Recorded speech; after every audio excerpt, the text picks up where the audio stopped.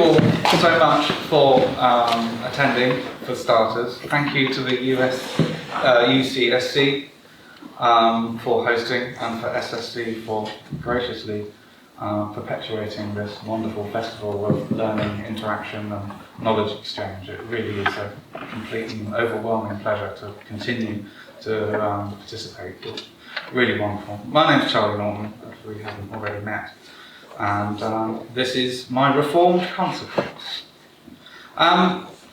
Just like Carla, I'm really glad I didn't go too far down the wormhole on the theme, because I don't think I could quite match. But it sprung a link instantly in my mind with the film and the theme of the conference, and it was a sort of a philosophical cue to take stock of where I've been, what I've created, and then try and forge a trajectory into the future with my Kyma work. So sort of looking through the legacy of what's been created and seeing what we can move forward. It's quite amazing how the conference themes keep kind of reflecting my life as I slowly move through over the last 3 years. I emerged from academia, well, the process of emerging from academia started in 2016. 2017 was an equally crazy year. And as we move into 2018 with the Altered States, I've set some goals to spend more time not just using, but actually learning and getting deeper into Kyma. I've got a quash, a load of little things I've been avoiding, and it was time to really get under the hood. Strive and attain the purest, most refined creative Kyma output, which is a ridiculous statement, really. But sort of moving on from where I was in the first year when I presented, I think I'm a couple of steps closer. I still haven't created the ideal in my mind, but it's all about moving slowly forward. So I'm here to alter my state, take inspiration from my environment and the people, and push my boundaries. I've moved to the Isle of Man, as people will remember from last year. There is the glorious Green Isle. I live on the red dot, pretty much in the centre of the island. For those of you who are into motorbikes, the circuit goes like that, all the way around there. For those of you who have no context of where that is, here we go. We have the little Isle of Man between Liverpool and Belfast. It's a really kind of peculiar, wonderful, strange and amazing place to live, and I'm still getting used to it. So I've got a conference theme, I've moved house, moved island, I've rebuilt my studio, and I'm now looking at buying at Kyma development to see where the next journey should come. The first sound I dug up was something I shared I think the original Tweaky years ago, and it was during my first journey through the replicator. And I rediscovered this sound and realised I'd kind of missed a creative trick. To me at the time it was just a technical demonstration, but now I realised actually I'd created quite an interesting tool and that was worthy of a little bit more exploration in a creative context, not just trying to build a technical process. And I carried on working. So it's a very simple patch. It's not changing any game theory. It's very straightforward. A sampler with a compressor and a pan, replicated. And the first piece I'm going to play you is the 3 different patches playing together, a little bit of creative license, no effects, and everything you can hear is created by the replications of the sampler voice, and it's based on the voice number and voice count to help provide deviation. The first piece is called the Optical Leonard. As part of my trying to alter my state, I went back through a load of music history and all sorts of, well, a YouTube binge. Really, if you've not seen the Unanswered Question 1973 Norton Lectures at Harvard by Leonard Bernstein, that is, especially the first part, literally almost reduced me to tears, how succinct and beautiful and eloquent, and how he joins up so many themes in my mind. It sort of combed it all out and made it linear. It was really, really beautiful, and that really stuck with me. So I've sampled a little bit of Leonard. We are going to go here, so I've now got to escape out of that, go to Kyma, and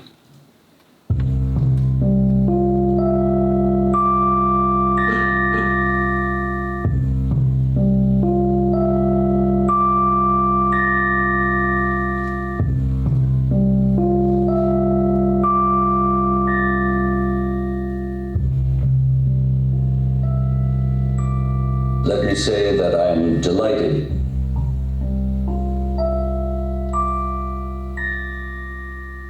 I'm also somewhat petrified at the grandeur of the poetic chair I'm occupying.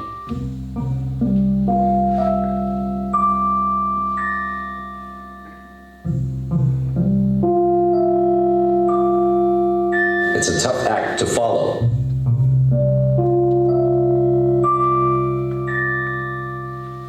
But I am comforted by the sense of having come home again. It felt good, if you want to know the truth. Those 30-odd years ago.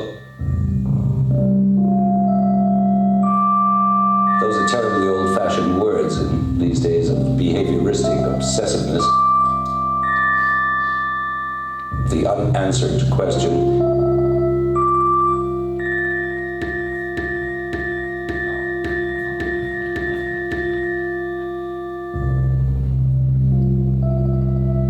Only it's not quite the same question as it was then. This music opened up new worlds of musical possibilities to me. I fell in love with the music. It seemed so fierce and poetic and utterly new.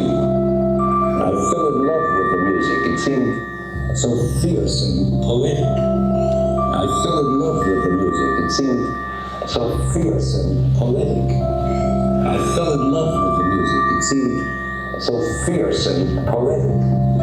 I fell in love with the music. It seemed so fierce and poetic. I fell in love with the music. It seemed so fierce and poetic. I fell in love with the music. It seemed so fierce and poetic. I fell in love with the music. It seemed so fierce and poetic.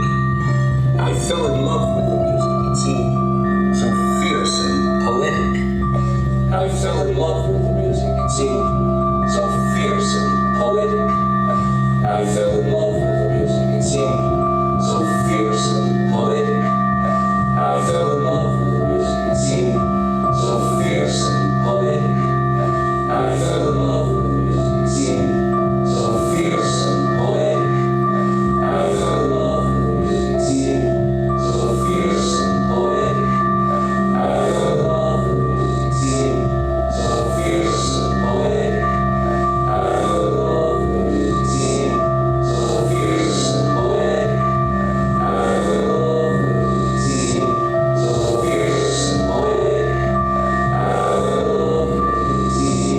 so fierce.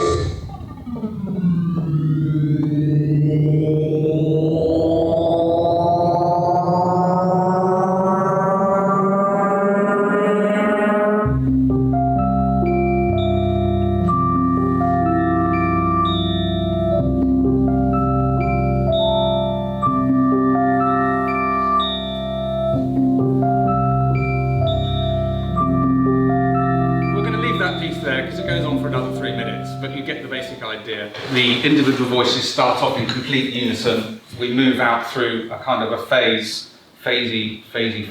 Then we get to kind of filtering, and then you almost get like a high pass moment before the low pass kind of effect comes in. Then we empty out into comb filtering, and then finally we dissipate into actual delays. And the whole kind of anti-phase and rhythm, I really quite like. I get lost in headphones on it, and you sort of you start off with a meter, and then just slowly you just into this discombobulated wash. I really enjoyed it. So that's the first example. Everything starts off in unison, and then I realised, well, perhaps there's another approach to using the same sounds to get an alternative feel. So the next piece is the same patch, but I've got individual gates for the 4 voices, and each voice has an independent loop and offset. And I kind of jammed, my friend came over, one of my first people I met on the island was this Croatian guy called Adira, and he turns out to be a very talented guitarist. And I had a multi-grid which was recording, and I just literally popped the mic in front of him, and he just played this bit of music. And I was like, stop, thank you very much. So I put that in my replicated sampler, and this is what happened. This also has my son Joshua's very, very first cello recording, which is just one note, but works.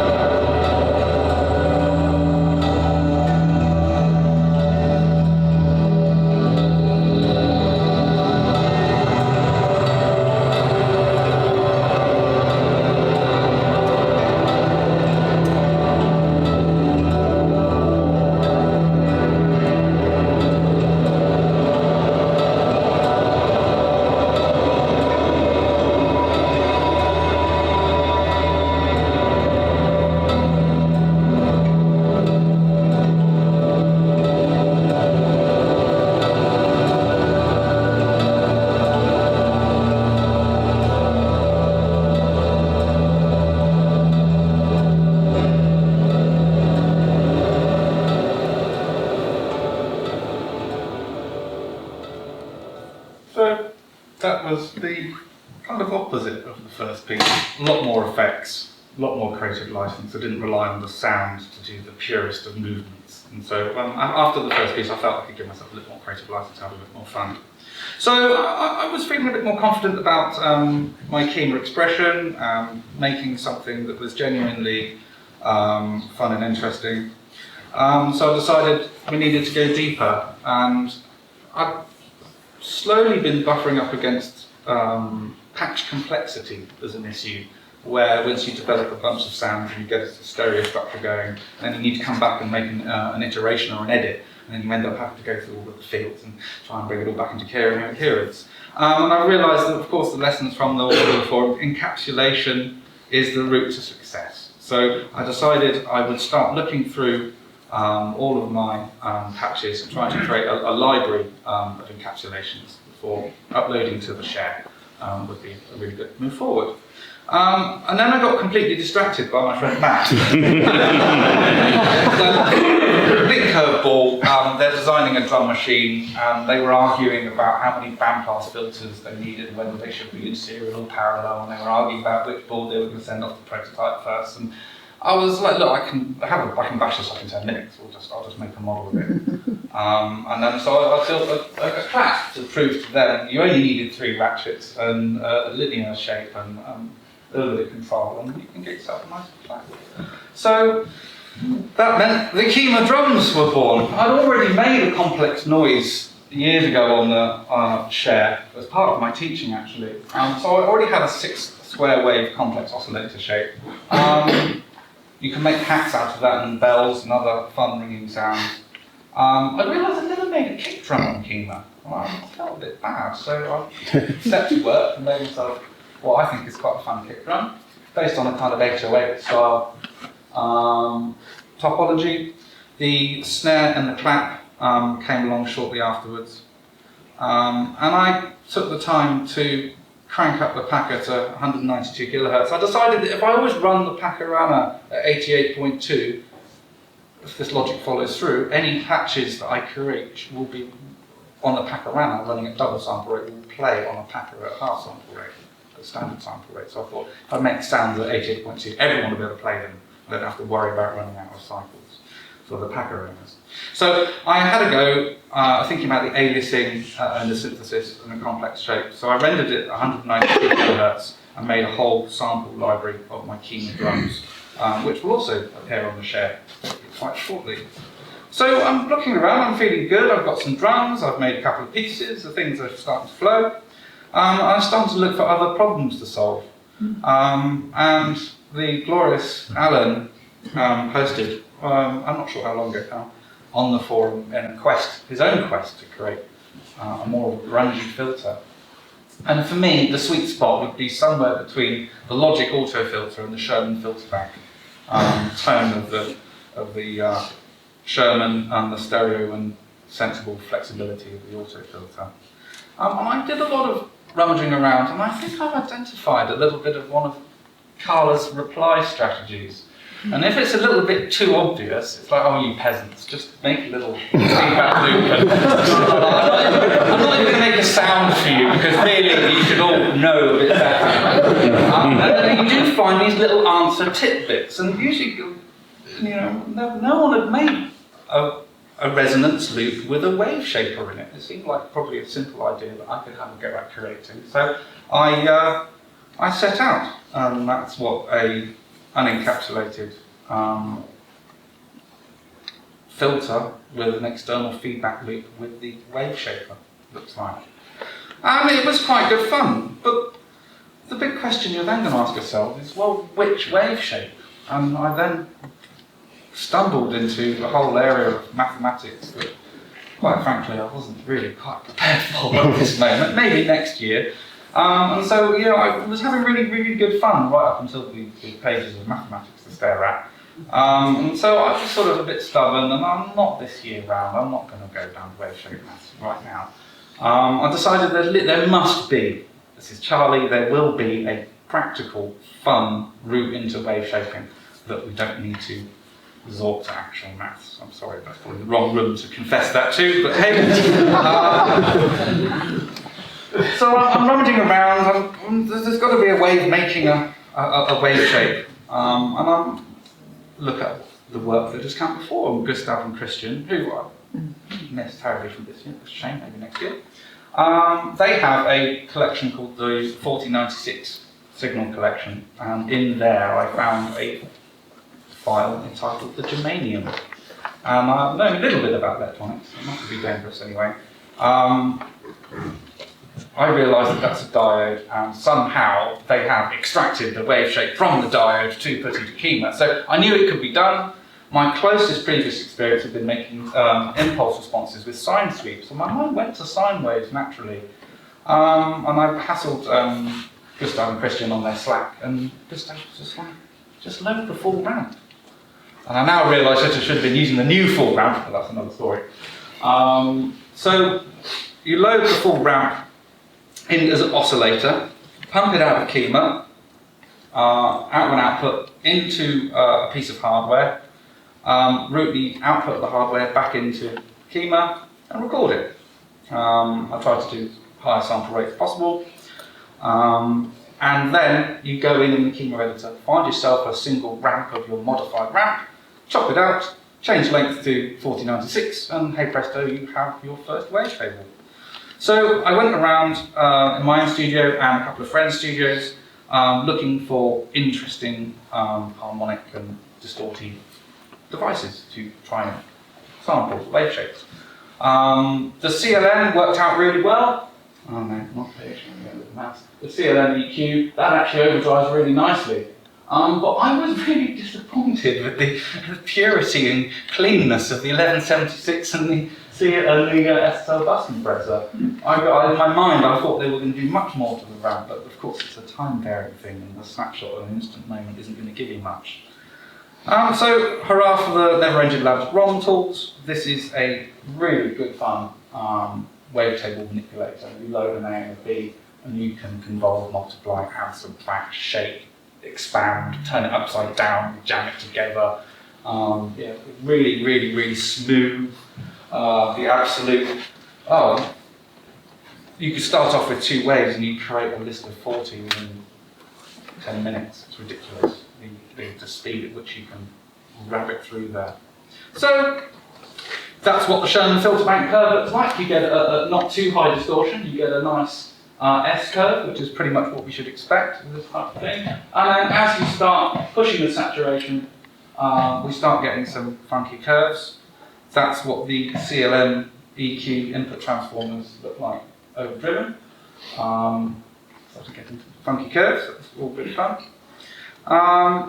So then moving along my journey, I've done lots of looked at FFT blurring time stretches, but I realised I didn't actually just have a traditional WAV PCM loop-based time stretcher. So I built one. It's turned into a polyphonic time stretching machine. So there's 8 voices, they're spread across the pan, and each one can be detuned and moved around. We will hear these sounds in a minute. I can get through the slides to keep the tracking to a minimum. And I'm making bigger patches, and I'm moving into stereo. Yes, it's this upper limit. I find that I like to work at a certain pace, especially when the children are asleep and the wife's asleep. We've got a set amount of hours, and we get some things done. And when my patches were getting up to a certain stage, encapsulation time became an obvious need.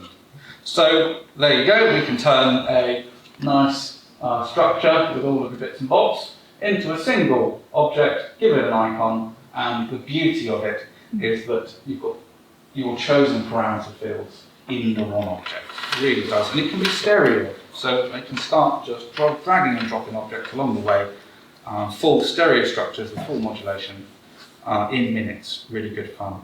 So here's the list of things I've created for you on the share.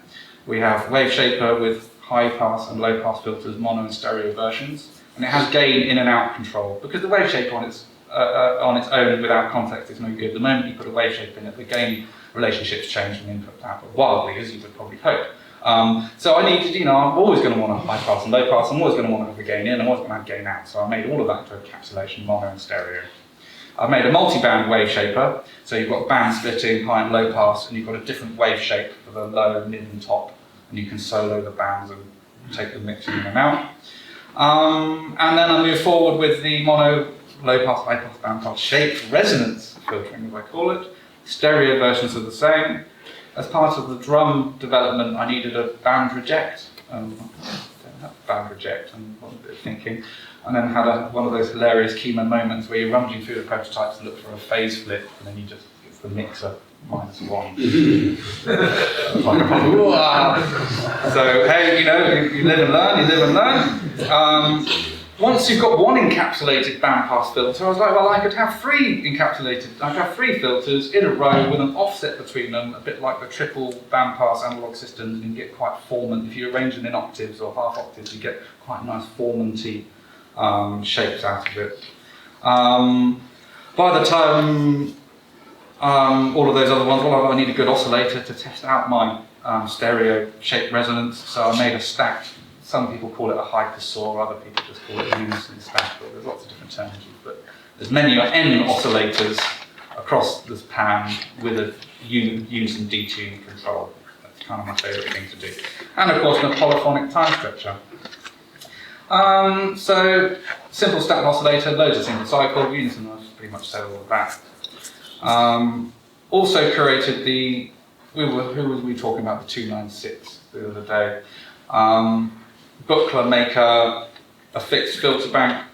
There was all the rage on forum a number of years ago, and what I realised, most of the things I really enjoyed doing with it was manipulating the odd and the even bands.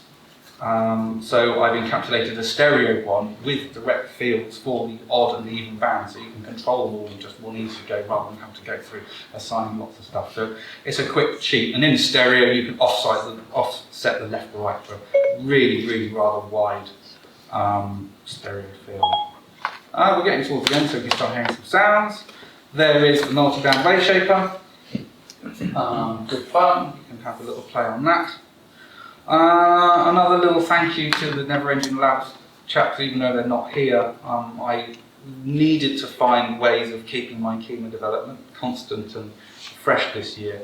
And so I signed up to I hadn't done it for a number of years. And I sort of toyed with the idea, and it's a bit of commitment, and it's every month, and you need to be on the case and really be in the environment to have a go. But I wasn't prepared for how awesome and wonderful an experience being enrolled in one of O'Neill's labs was. Just the pleasure of seeing the rate that Christian develops and solves his problems and the solutions he comes up with. And it's I was contributing by demanding more and more features, more characters, more... And bless his heart, he did everything. It really good fun. So yeah, the Rhythmic Computation Lab, that was a real... Even though it hasn't actually featured too much, we will hear a little bit at the end, but it was more just a mechanism to keep. There's nothing like on a Monday when you see your Dropbox has been updated with Christian's new changes. Like, damn it, he's already done a revision, I should be working harder. So that was a motivator for me, and learning as well. So credit to my humans, Vera and Joshua. That's the foghorn on the island. A little conclusion is, oh no, we skipped that slide, that's rubbish apparently. Okay. Does your environment impact the output and outcome? Yes. I think I can finally say it does. Having spent far too long in London and have now left London, the change in everything about my life. So if you've ever been debating making a move and whether it's going to be worthwhile leaving the big city behind, for me personally, it has been brilliant. We are going to go now. Part of all the pitfalls of the encapsulation process is that I haven't worked out how to transfer my presets yet, and they probably won't be transferable, so you have to kind of reprogram all your snapshots. They're not as good as the snapshots I had in my original structure. I haven't had enough time to get it going. But hey, it is what it is. Yeah, thank you. So, yeah, okay, that's kind of working. So there's my kick drum.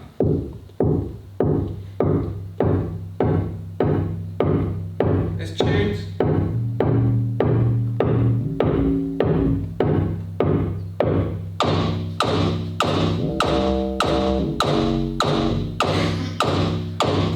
So, big chunky kick.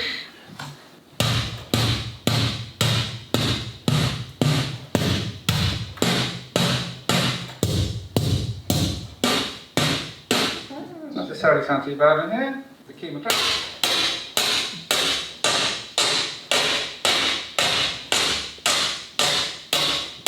No, that's definitely not as good as my original sounds. And the complex noise source.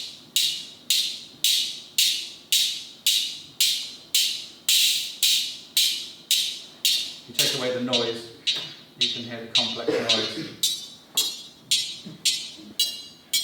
which could be good for bells. So you too can play with complex noise. Let's have a little demo of my shape resonance. So we can have a quick look at the wave shapes. That's Sherman H. Yeah, bring it down. So this is a low pass filter with no resonance at the moment. That's my Kyma drums in a sequence with a little bit of SE1 synthesizer. Just because I needed a grounding point to work out what the distortion was doing, because I'm quite familiar with distortion myself, so it's a good for everything. So no resonance.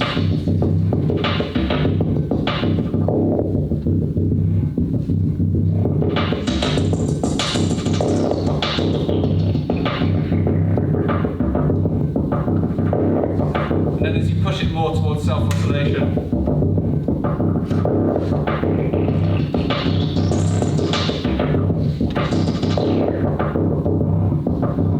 so it's a different tone of a normal.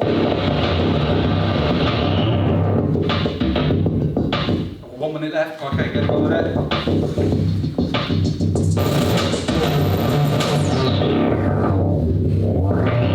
There you go, and band splitting. So we can turn them off, we can distort one band. We can change the crossover points.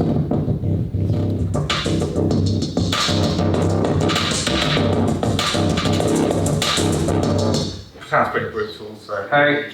Isle of Man motorbikes through time stretching.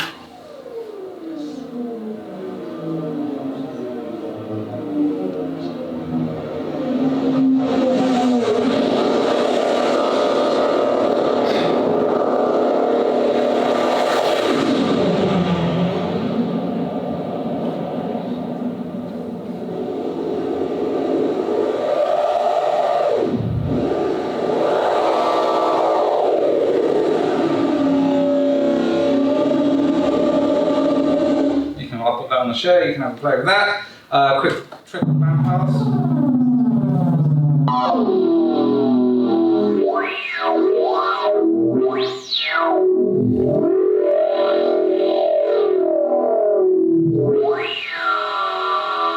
Oh, not quite as cute as the thing. Oh, a quick bit of the patch that was used to create the first piece. So we have a gate.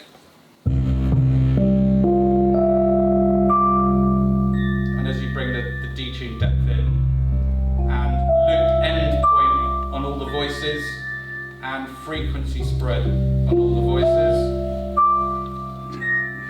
Obviously you need to let it play out for a few minutes. And my oscillator.